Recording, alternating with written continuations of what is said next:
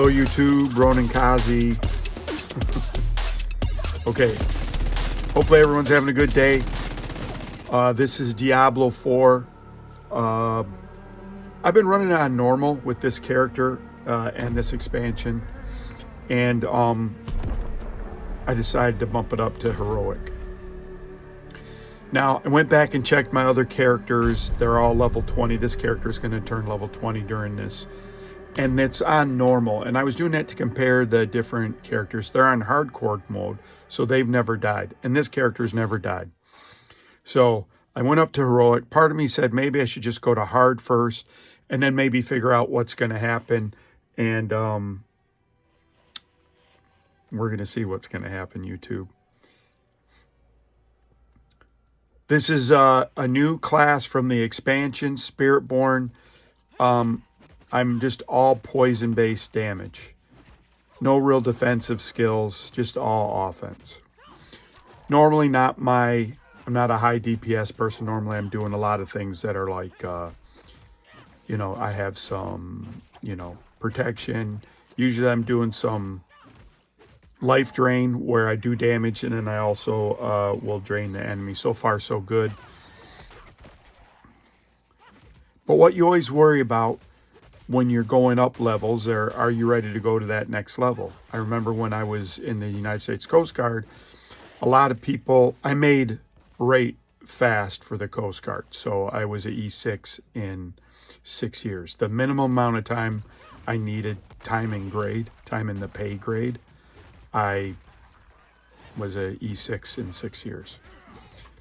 And so a lot of my fellow E6s looked down on me because I had made rate so fast. They called me a rate grabber, and how could I know what I'm doing? It's only 6 years, blah, blah, blah.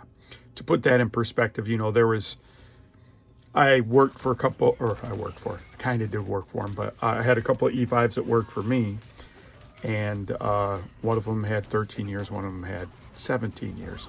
And it was also in a field that I had no idea. Hold on a second, YouTube. Emergency. What's going on? So my fears were realized there. And I was telling you about, people said I wasn't ready for the next level. But there's things that you can do to mitigate that. And I'm sure I'm not going to die again.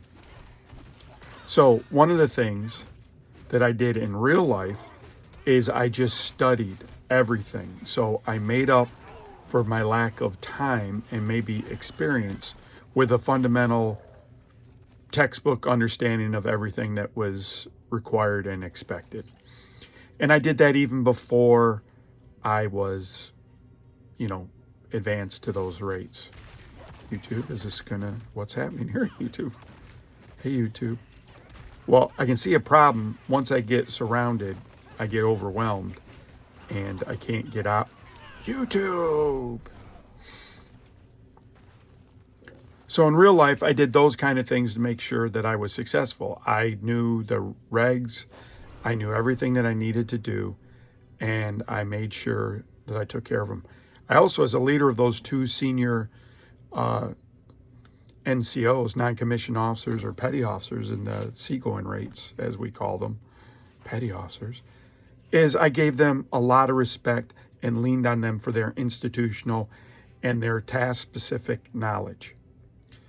My job as a supervisor wasn't necessarily to tell them what to do on their job. My job was to make sure they got advanced, made sure that they managed the people in a way that I thought was appropriate. We accomplished the missions and just drove alignment. And then tried to get them to the next level so that they could pass the test so that they could make the next level. That's what my job was. Job's not really to micromanage things. And probably when I was earlier and I was a manager, I probably failed a lot at that. I thought it was important for me to make the decision or me to add value. And over time, I learned. And I kept learning that lesson my whole life, even into my 50s. Dang, I've died again. So what happens next after you fail? Well, what I did is I just kept going back into it and pushing it a little bit further. But I didn't make any real strategic changes yet. I didn't make any look at my gear or anything like that yet. I'm just pushing on through. But how we deal with failure is, and Roxy, is extremely important. It's really a chance to learn something about yourself, something about your situation, something about the other people involved with you. What you're going to see now, like I'm flustered now, so yeah, I'm hitting all kinds of keys. That's what's happening. I'm just mashing the keyboard.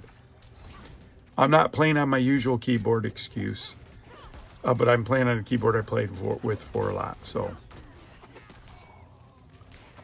in my mind, as I'm failing, so one thing I haven't done, I haven't upgraded any of my armor. I'm gaining levels so fast that I don't think it's worth the while. I'm gaining more XP now. I'm gaining 125% XP, but I'm also dying more. And I'm going to have a repair bill, which I didn't have before. So now I got to start balancing things out. Because the early parts of Diablo, just a grind to get to the max level, to have enough resources, to have enough money. It sounds kind of like life in a way, right? You're grinding away at things. And you're trying to, now I'm inside a little dungeon. You're grinding away at things. What can we predict what's going to happen here, YouTube?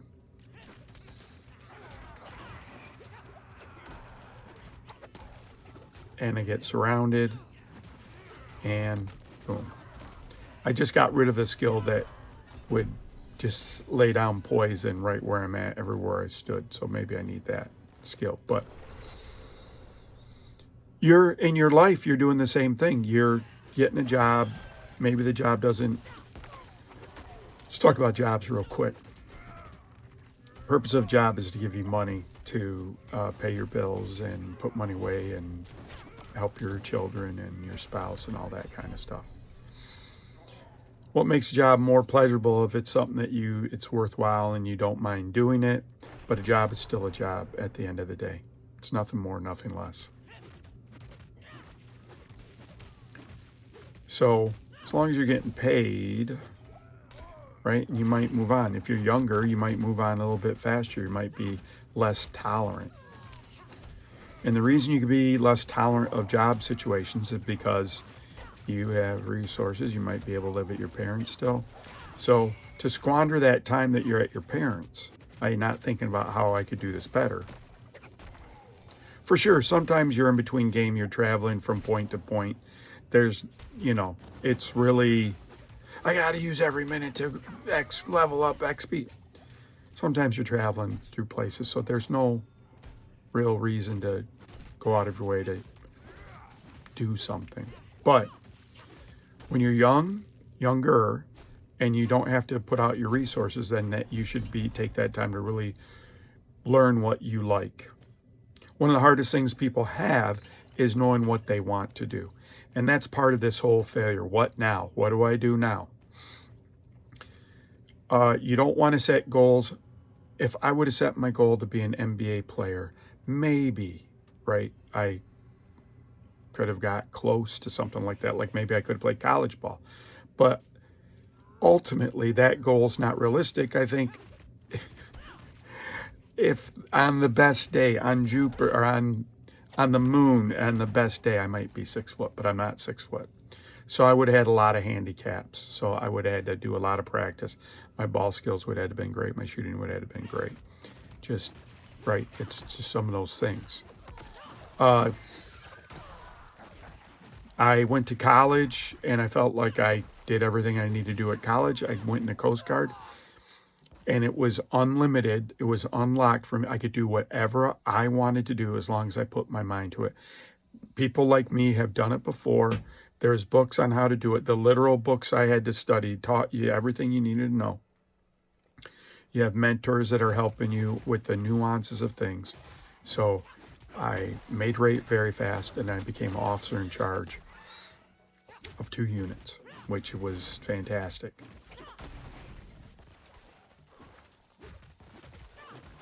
And so did I fail in the Coast Guard?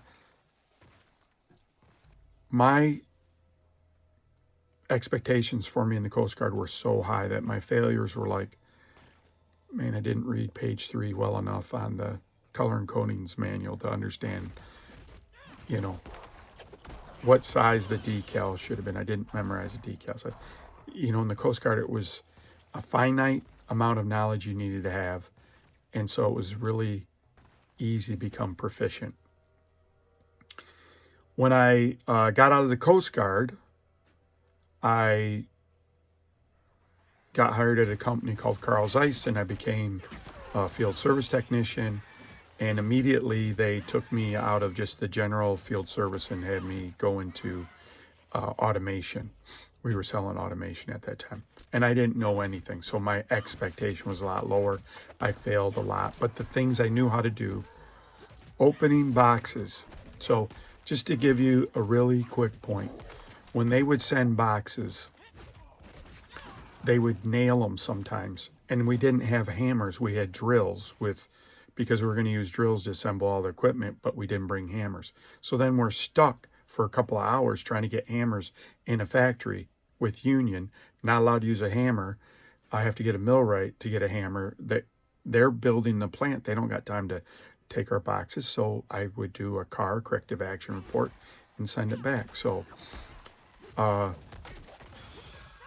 some of you might say, well, you could just, the point wasn't to open the boxes. The point was to build a process that if I wasn't there, anyone could do it and it would be fantastic for them. Oh, guess what, YouTube? I haven't even turned on my red light today. No wonder what's missing as I reach around for some device to turn it on. Sorry, YouTube. I will not redo the whole thing so that you get red lights, though. I'm not going to go that far, but there you go. There's the red lights. Yay, Ronin Kaze's back. This is when I might ask you to like, subscribe, share, unsubscribe, resubscribe. Not going to really comment. Going to have those in the, like a Patreon, or right now I'm doing buy me a cup of coffee or a Monster or an energy drink. Not sponsored by anyone. So in a game, right, so let's get off of life for a second. You know, the last point I was making is in life, you're gonna use the skills you know and put them in my fake headphones. You're gonna use what you know how to do to go in your new job, and you're always building on that. You're making every job like your old job, the things that you do well. Okay, let's get in the game. Started the game on normal. I had a feeling that my build was suspect. It was just too easy. So I'm a little bit slower now after getting into that one dungeon. I'm trying to find another dungeon that I can go into. And I'm going a little bit slower now.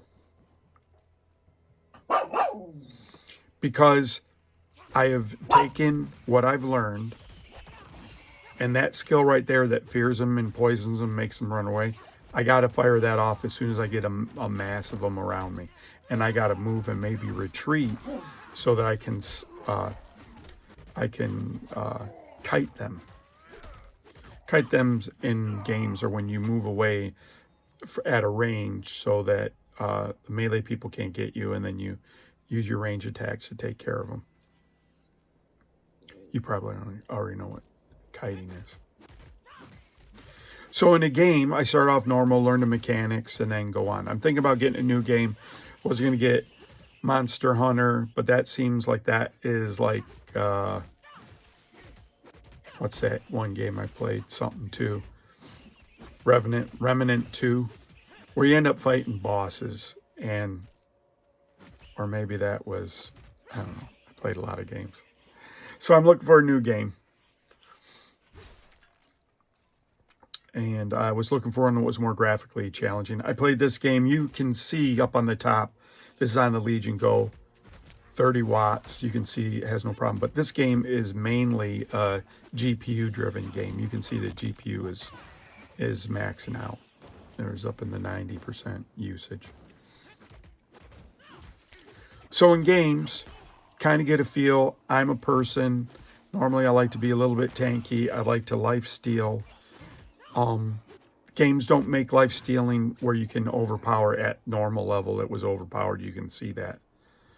But you can see what I don't want to do in Diablo is I don't want to use, like, I got like a 10%, got 90% health. I don't want to use a health to get that last 10%. So I want to, you can see right there is an example of kind of my new strategy. And as I come back, you see I'm moving away from them, not getting surrounded. So you're learning what happened, why you failed, and then you're making changes. Isn't that on those mugs, coffee cups, or on those motivational posters? The definition of insanity is doing the same thing and expecting different results. So I want you to learn. And again, it's near the holiday season, so I keep going back to that. Like, now's the time to review what happened and do some changes. Now, let's talk about what changes I should consider. There's a bandwidth, YouTube, of probably right possibilities. We're more comfortable being all on or all off because it's just easier to manage when we're all on or all off. You can see this is a problem, but I'm kiting them again. So you see I learned. Hopefully I don't die. And so if you don't, okay, let's say you don't know what to do. Then I'm going to recommend this strategy. It's called half-stepping. So, oh, there I died anyways, even though I was kiting. In half-stepping, when I went to electronics school, you'd have a problem, and then from the problem back to the beginning, you'd go halfway and start testing there. So everything that tested good, you know, you're shortening the problem. So the example is I had problems with my family last Thanksgiving because I didn't like the outcome of the election. I liked the outcome of the election. And we talked about it, and someone got in their feelings, and then Thanksgiving wasn't as good as. So why not talk about politics? Now's not the time to take a victory lap if you're not for the president. Now's not the time to take a victory lap if you're for the president. Just, how about we just wish our country works great, that we don't go into wars, that we don't send soldiers into harm's way for not protecting the country for real.